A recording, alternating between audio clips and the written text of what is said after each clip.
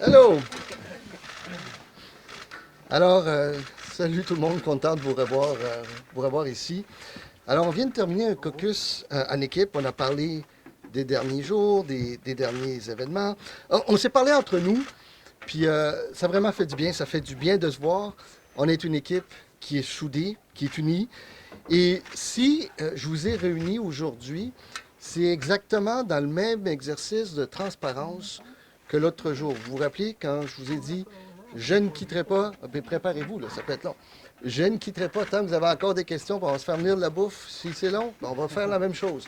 Je ne quitterai pas tant qu'il y aura des questions.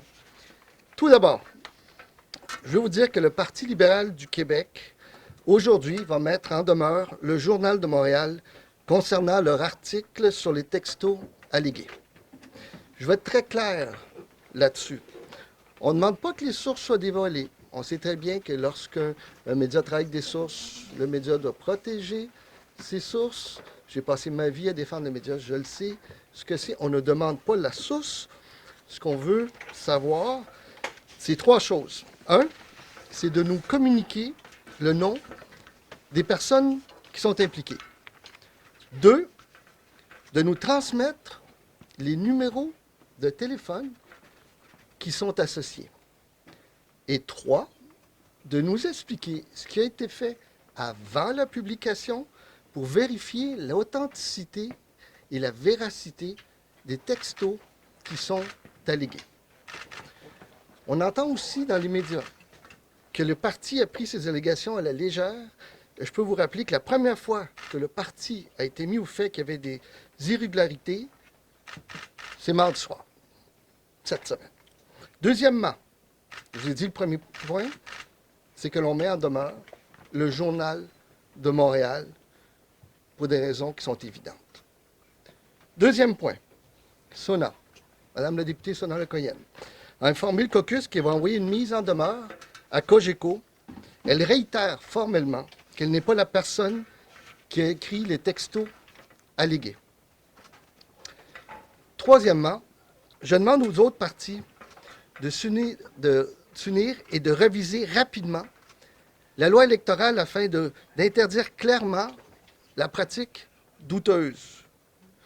Comme tout le monde, nous, toutes les campagnes, lors de la dernière chefferie, on était convaincus que de toute façon, c'était illégal. Et les campagnes ont été menées exactement en fonction de ça. Et si la loi électorale n'est pas modifiée, et je pense qu'on peut le faire rapidement, là, il y aurait consensus, si la loi électorale n'est pas modifiée, nous, au Parti libéral du Québec, on va l'inscrire noir sur blanc dans nos propres règles internes.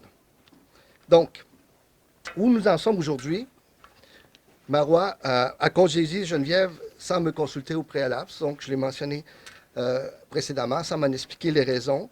Et quelles qu'en soient les raisons, je suis chef et je l'ai désigné comme chef parlementaire, donc elle aurait dû m'en parler. J'ai pu consulter la lettre qui contient la réponse des avocats de Marois. Et de ce que je vois dans la lettre qui est rapportée dans les médias, je comprends toujours pas pourquoi est-ce qu'on ne m'a pas informé de ce qui est allégué.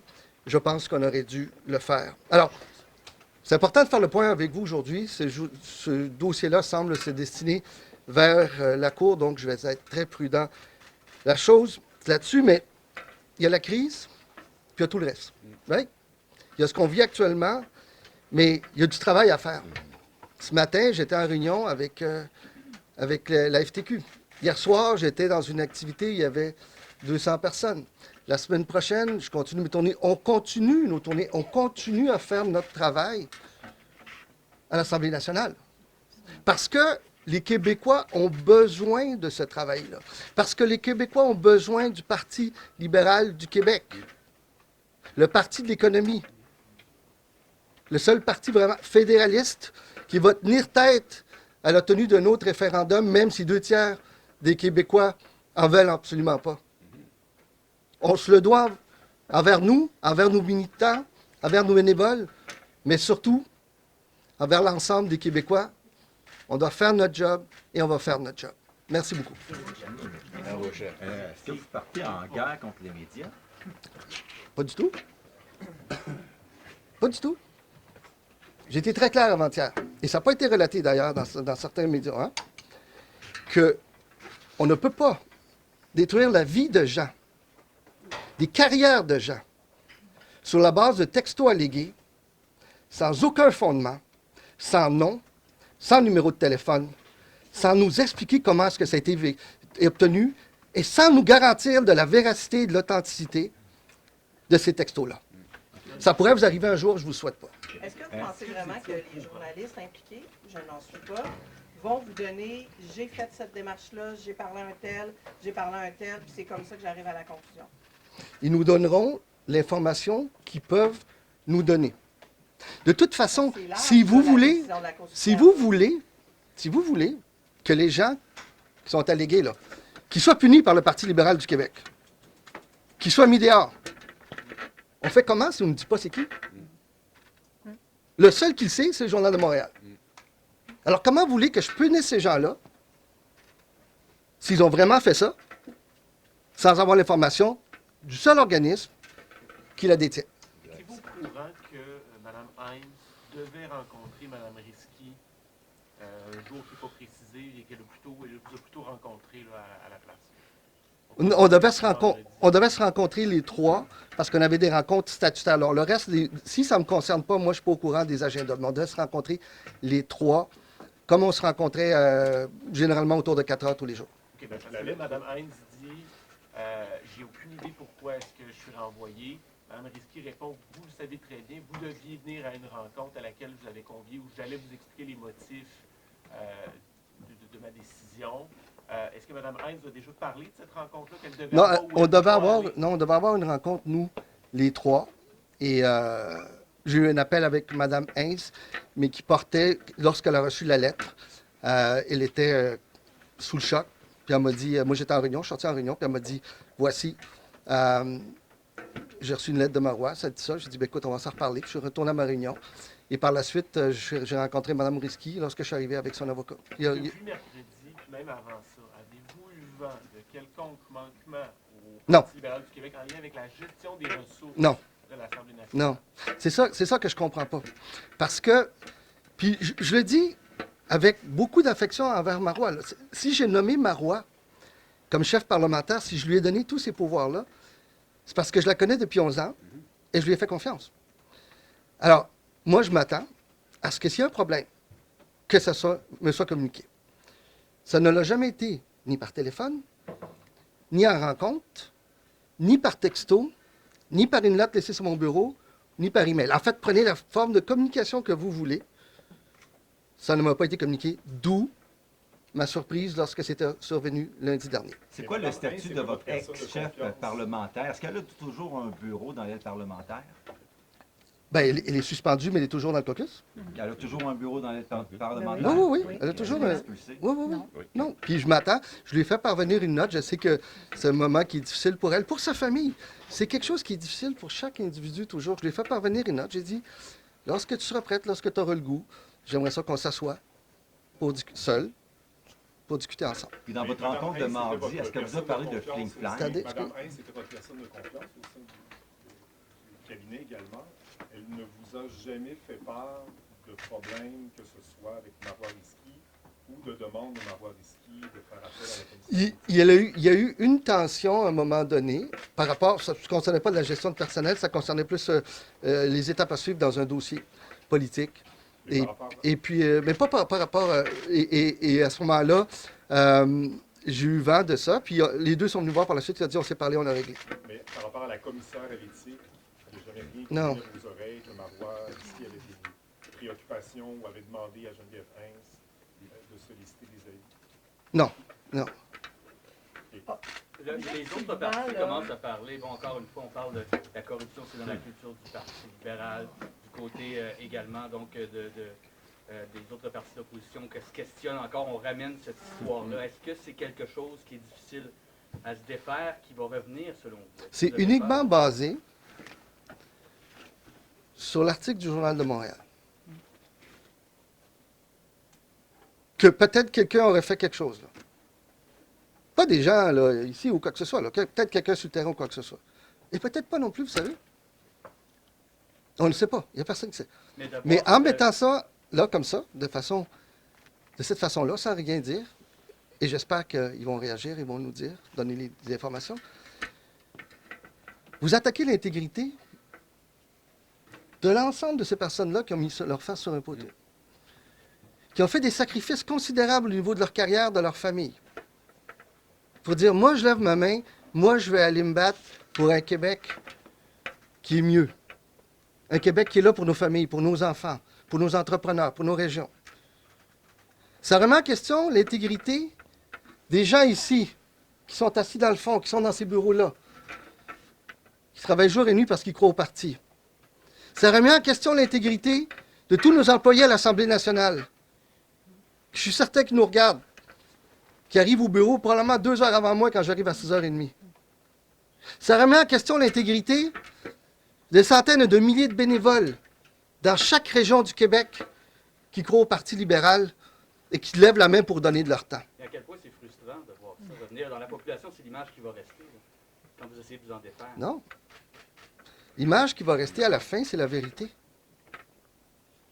Il y a des gens qui voudraient que ce soit l'image qui reste. Mais vous avez des textos dans un journal. Vous n'avez rien d'autre. Puis on va remettre en question l'ensemble du parti, l'ensemble des actions. Le Québec a besoin du Parti libéral du Québec. Il a besoin de ce monde-là. Il a besoin des employés ici, des gens à Colline, des militants partout, comme ils ont besoin aussi des autres partis. Parce que c'est ça l'essence de la démocratie. Et actuellement, on essaie de salir l'image du Parti libéral du Québec et on va se tenir debout, on ne le laissera pas faire. Dans votre rencontre de mardi, vous avez pu faire par rapport, là vous dites au Journal de Montréal ou à Québécois, vous facilitez un peu le travail de l'identification des textos. Bien, qu'il fasse ce qu'il doit faire. Là. Mais de votre côté, quel travail a été fait, au-delà de parler à votre député dont le nom a été mentionné, quel travail a été fait pour s'assurer que ça n'existe pas au sein du Parti libéral, ce genre de pratique? On a mandaté, je vous en ai informé avant-hier, j'ai demandé au président du parti, Raphaël, de mandater un commissaire, un juge, pour le faire. Ça sera le juge Fournier, l'ancien juge en chef de la Cour supérieure, qui va mener son enquête de façon ouverte, transparente. Vous aurez l'information également. Mais ma question, je comprends ça, mais est-ce qu'il y a du travail qui a été fait au-delà de demander l'enquête? Qu'est-ce que vous avez vérifié à l'interne pour voir si ça a-tu un fondement ou pas? Ah, on vérifie tout, mais il n'y a aucun fondement, là. Il n'y a aucun fondement à ce qui a été dit là. Dans la lettre des avocats, là, dans le dossier de Mme Risky, objectivement, je comprends qu'on n'a pas les détails, personne qui les a. On parle de plusieurs fautes éthiques, de plusieurs fautes d'insubordination et surtout du refus de consulter la commissaire à l'éthique. Quand on demande à quelqu'un d'aller voir la commissaire à l'éthique, j'imagine que c'est parce qu'on se pose une question importante. Vous ne trouvez pas ça objectivement grave, comme disent les avocats? Bien, je ne peux pas commenter sur une lettre, sur une autre. On ne sait pas le fondement, on ne sait pas la vérité. Mais il n'y a rien de ce que je vois là-dedans qui n'aurait pas dû m'être communiqué. Je suis le chef du parti. J'ai nommé la chef parlementaire. Mais la Elle preuve, relève, là, quand même. elle relève de moi. J'ai aucune idée s'il y a eu faute ou non. Je ne le sais pas. Je n'ai pas eu de discussion. dans votre rencontre de mardi dernier avec Mme Risky, Oui. est-ce qu'elle vous a parlé de fling-flang? Oui, elle a dit quelque chose comme ça, fling-flang. Oui, on n'est pas du fling-flang, quelque chose comme ça, oui. Elle vous l'a dit? Est-ce que vous pouvez élaborer? Non, mais comment vous savez? On était deux. Oui. Est-ce que Mme Hines vous a fait part du fait que Mme Risky lui avait dit de consulter la commissaire à l'éthique? Répétez? Est-ce que Mme Hines Non, partagé non. le fait que Mme Risky lui Non, avait il faut dit de comprendre. Non, consulter faut comprendre. Puis, lorsque un chef extra-parlementaire, c'est particulier là, comme situation, puis il n'y a pas de livre sur les chefs parlementaires, et ainsi de suite. Là. Lorsque vous nommez une personne, c'est parce que vous lui faites confiance. C'est le cas avec Marois. À ce moment-là, et je nomme aussi, je dis, bon, Marois, voici, c'est la personne que je vous souhaiterais avoir, Geneviève, parce qu'elle a toujours été là, c'est une personne d'une grande intégrité, puis ça marchait bien avec tout le monde. Puis à ce moment-là, moi, je transmets ma confiance. Je n'ai pas le choix, là. Je ne peux pas être dans le day-to-day tout le temps, mais je m'attends, en contrepartie, qu'on m'informe de ces problèmes-là. Est-ce que vous allez réembaucher Mme Hintz? Ben, pour l'instant, la façon que ça va, c'est. J'ai l'impression qu'on s'en va vers une juridisation. OK. Je ne suis pas habitué à la cour, là. Non, mais tantôt, j'ai dit, c'est un mot que je ne suis pas capable de prononcer. Fait que ça s'en va en cours, ça a l'air. Fait que on va voir. On va Vous voir. avez le droit de revenir sur une décision que vous n'avez pas prise, là? C'est Non, mais je comprends, mais je vous l'ai dit avant-hier, lorsqu'on était ici avec tous ensemble, que ça serait de toute façon pas un service que j'y rendrais. Puis je n'ai pas parlé depuis avant-hier. Est-ce que vous regrettez d'avoir nommé Marois Risky chef parlementaire Mais à je la trouve- lumière des événements actuels? Je trouve dommage ce qui est arrivé. Sur la base de ce que je savais de ma relation avec elle, j'ai pris la décision qui était correcte à l'époque. Puis, encore une fois, on n'a jamais eu de problème. On ne s'est jamais chicané. Puis, je pense que tout le monde peut en témoigner ici. Il n'y a jamais un mot qui est plus haut que l'autre. Je comprends pas. Est-ce que vous voyez des clans qui se forment Où ça? Ici? dans le parti ou dans les militants? Ben, pas au caucus, en tout cas, ça, c'est sûr. Mais entre les militants, par exemple, que certains voudraient prendre pour Mme Risky, d'autres pour vous. Ben, écoutez, moi, je ne l'ai pas entendu, puis j'espère que non, parce que le parti, c'est le parti. Il n'y a pas de clan. Je veux dire, c'est comme. Certains d'entre nous étaient dans une équipe à la chefferie, d'autres dans une autre équipe, d'autres étaient neutres. Ça, c'est fini, là. Ça fait longtemps.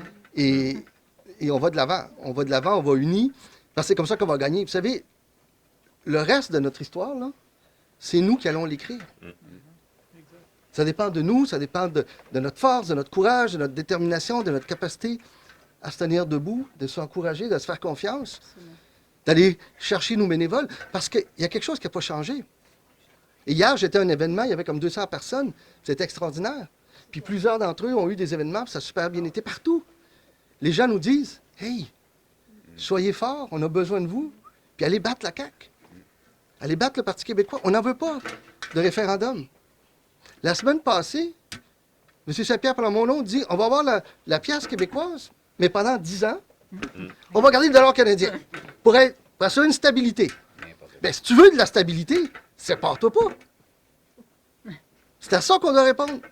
Attendez un petit peu sur ce que mon collègue a dit tout à l'heure. là. Oui. Donc, Mme Risky vous a dit à la rencontre de mardi dernier, elle a évoqué du fling-flang au Parti libéral. Bon, elle a dit, c'est pas du fling-flang, quelque chose comme ça. J'ai pas trop compris, mais quelque chose de même. Ouais. Ben là, je veux dire, c'est quand même important, M. Rodriguez. Qu'est-ce qu'il vous a dit à ce moment-là Rien. à propos du C'est- fling-flang? Elle a dit ça, mais Elle vous a dit, il y a du de toute façon, fling-flang. vous y parlez, fait que vous devez le savoir. Moi, je vous parle pas.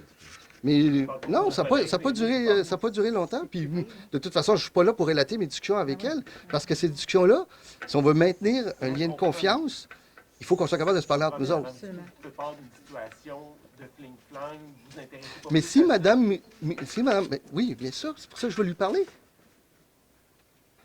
Ici, ben, moi, j'ai offert de lui parler, on attend, puis c'est normal qu'elle prenne son temps, puis c'est difficile, puis pour elle, pour Greg, que j'aime beaucoup, qu'on aime tous beaucoup, sa famille, c'est difficile. C'est difficile pour nous tous. Je vous l'ai dit l'autre jour, moi, ma fille, ce matin, encore une fois, elle pleurait, puis elle n'a pas été assez court. Tout ça a des conséquences sur les gens. Et qu'est-ce qui se passe avec M. Kerry? Est-ce qu'il va rester autour? Mais il est membre. Jeff, mais c'est normal qu'il ne soit pas là aujourd'hui. Hein? Greg. Greg ne soit pas là, c'est normal qu'il ne soit pas là. Tu sais, c'est une situation familiale qui est difficile, mais c'est un collègue qui est important. On l'aime, ben, Très apprécié. qu'on l'aime beaucoup, ça sera lui déterminé quand il va revenir, mais c'est un grand libéral de lui, de famille, de tout le monde. Là. Ouais, une famille que j'aime beaucoup d'ailleurs.